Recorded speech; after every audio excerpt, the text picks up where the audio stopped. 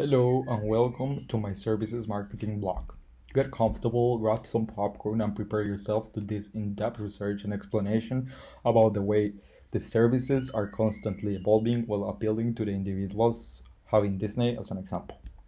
Today, I'm going to discuss how services are enhancing satisfaction through technology, appealing to more individual necessities. To talk about this, I'm going to explain a relevant framework with some concepts we saw through the academic period and put the Disney Magic Band case as an example for the framework. To start, it is good to know that day-to-day technology has been evolving and so services have been. Companies are starting to find ways of enhancing the use of technology to make interactions easier and to collect useful data, of course. We have seen a lot of different technological developments, from the creation of digital wallets in 2011 until the fully automated stores such as Amazon Go in 2016. Companies are constantly changing with the use of technology. This is our framework. It might be a little bit overwhelming at a first glance, but don't worry. We're going to explain it step by step in this video.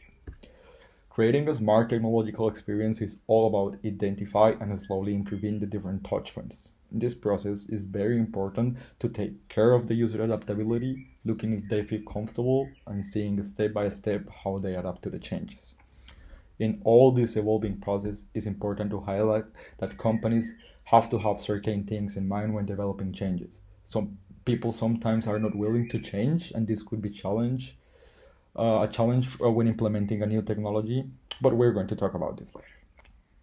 As we said before, we're going to explain this framework using Disney as an example.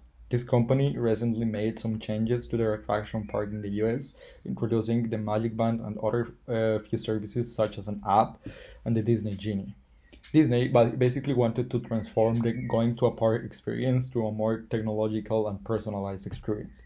With the Magic Band, the company aimed to integrate different kind of things into just one smart wearable. The Magic Bands are rubber wristbands that you can choose to your like, that basically replace from the keys to your hotel until the credit card you have, or even the parking ticket. On the other side, Disney developed an app that can make people interact with different components from the park, and that offers different types of activities to make a experience more involving and more immersive. Last but not least, the Disney Genie is a tool that help manage the different activities and help the customers to take advantage of the time in the park using real-time information. Coming back to our framework, it is important to highlight that when developing and changing a service, there are a few things you have to have in mind at the moment of introducing certain things to the service. And here is when some of our first concepts are linked. On one side, we have self-configuration, environmental dimension, and symbolic interaction are linked together and affecting the service encounter or the moment of truth. While self-configuration appeals to the freedom that the user has to configure the service to their necessities, the environmental dimension and symbolic interactions appeals to make feel the user something, but all these three concepts interact together. At the moment of intervening a service, all the concepts has to be taught as one, because all the three dimensions can affect in a positive or negative way and somehow can be affected within each others. Coming back to the Disney example, when they first introduced the Magic Band, they really thought about everything. And with about everything, I mean everything. Starting with the freedom they gave to the customer to choose whether they want the new smart band or the traditional tools used before. They first let the customer decide what they wanted and not pushing it to adapt. And this is good because there are always some customers that are resistant to change. Disney understood that the introduction of a new technology tool gives them a lot of potential to enhance customer experience. And with the Magic Band, they were really smart, not just making a band that you just can use for the park activities. They also made a band that will remind you to your best Disney experience and that you can choose and even personalize. Also, the Magic Band has a single different interaction with all the different attractions in the park, making a more immersive environment in where you and your Magic Band play a role. Okay, but how the three concepts interact together? With this example, we clearly saw that all of these three concepts interact together. When Disney thought of the Magic Band as a product and as a change in the park dynamics, they had to thought on how to make it smooth, personalized, immersive, and memorable to the people. Using the same example, we can see also how people can interact with the park through the cell phones, unlocking special features and having exclusive access while playing in the Disney app. So this is how all the three concepts affects the customer journey and have an impact on the customer itself. How do these concepts affect the moment of truth? We saw with the technological renovation of Disney that they had not just introduced a product or an app, but they changed the complete experience while they strengthened the different touch points of the moment of truth, giving the user a smooth experience and fulfilling the expectations they had. Moments of truth such as paying, entering the hotel room, or parking were taught, and this is how if you change the service, having in mind the three concepts as a whole, you can have a positive impact because you are directly appealing to what is important and decisive to the customer. On the other side, with all the digitalization of the park, and thanks to the Internet of Things, Disney can also collect different information and use it to continue improving their service. So basically, it's a win-win. What about satisfaction? As we saw, when you're developing changes of a service, you have to directly appeal the touch points involved in the moment of truth, as you're appealing to the key factors of the customer decision making. As we know, satisfaction is influenced by the perceptions of services quality, product quality, and price, as well as situational factors and personal factors. If you have this in mind when changing the service and its moments of truth, it's more likely that the expectations are fulfilled and consequently the customer would have more satisfaction. In the case of Disney, we saw that they thought of the detail and the customer was mostly happy because at the end they had to worry less for different things.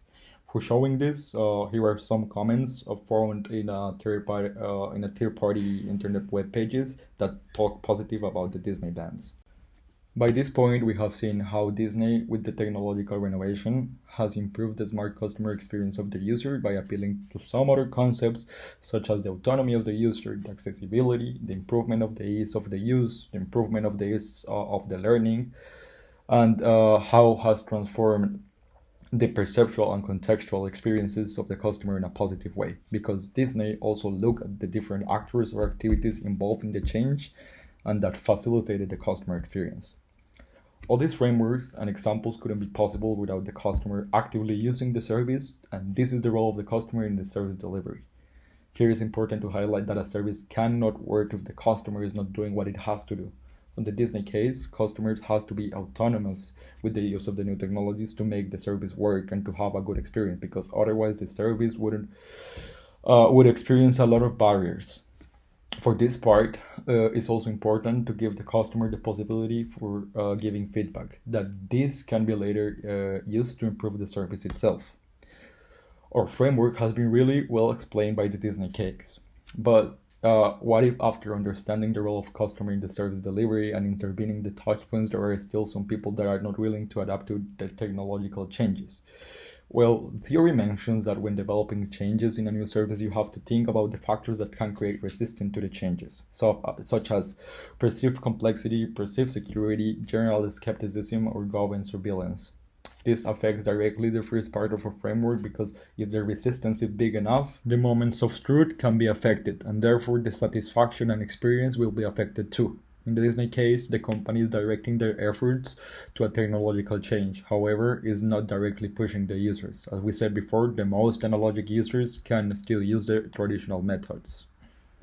Wrapping up, today we saw that Disney is a clear case of successful digital intervention, generating memorability and surpassing the obstacles that digitalization and adaptation may have.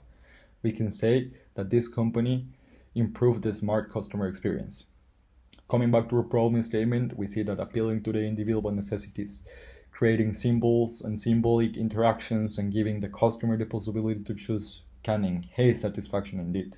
The customer likes to feel cared, and the environment, self-configuration, and the use of symbolic interactions are tools that can affect the moments of truth, having satisfaction as a result and enhancing a very good, smart customer experience.